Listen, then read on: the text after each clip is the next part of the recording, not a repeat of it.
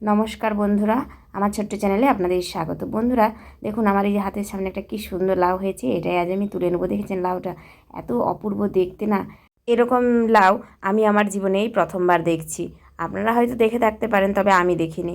তাছাড়া এর আগে আমার বাগানে অনেক লাউই হয়েছে এবং আমি হারভেস্টেরও ভিডিও নিয়ে এসেছি। আর ওই যে দেখুন, এই যে দুটো লাউ এখনও রয়েছে, ওই দুটো লাউ বীজের জন্য রেখেছিলাম। দেখেছেন, এইগুলো গোল লাউ। আর ওই যে এই লাউটা দেখুন একটু অন্য রকমের। তো এখন এটাই আমি কেটে নেব। আর এখনও বাগান থেকে আরও অনেক অনেক সবজি তুলে নেব।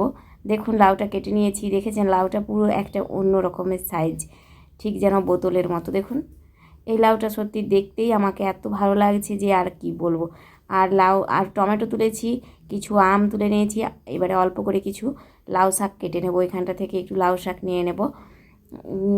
এই যে গাছটা ভালোই হচ্ছিল, কিন্তু যা দেখছি ওই লাউটা হয়েছে গাছটা একটু দমে গিয়েছে। যদি আমাদের বাগানে গাছগুলোতে মানে লাউ শাক আমরা খেতে যাই, তাহলে যদি লাউ হলে কিন্তু লাউ শাক ভালো হয় না। আর এই যে এখানটা থেকে দেখুন তুলে নেব রাঙালু। অনেক দিন দেরি হয়ে যাওয়ার জন্য রাঙালুগুলো দেখছি নষ্ট হয়ে যাচ্ছে। দেখুন প্রচুর রাঙালু হয়েছে, কিন্তু বুঝতে পারিনি যে আমি এত রাঙালু এখানটা থেকে হারভেস্ট করতে পারবো। আসলে সত্যি আমি বুঝে উঠতে পারিনি যে এখানটায় এতটা পরিমাণ রাঙালু আমি পেতে পারি। ভেবেছিলাম রাঙালু হয়তো হয়নি, এখানটায় এঁঠেল মাটি, কিন্তু রাঙালুটা খুলতে এসে দেখলাম প্রচুর প্রচুর রাঙালু হয়েছে। একটা একটা গাছের গোড়াতেই প্রায় 1 কিলো খানেক করে রাঙালু। মানে ভাবতে পারবেন না আপনারা, এতটাই রাঙালু হয়েছে। আমি তো সত্যি অভিভূত, এত রাঙালু দেখে।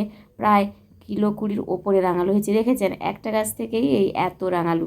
গোল গোল করে গাছগুলোকে বসিয়ে দিয়েছিলাম, সেখান থেকে দেখুন একটা মাত্র গাছের গোড়া থেকে দেখুন এই যে দেখেছেন, মানে প্রচুর প্রচুর পরিমাণে রাঙালু রয়েছে একটা গাছের গোড়াতেই।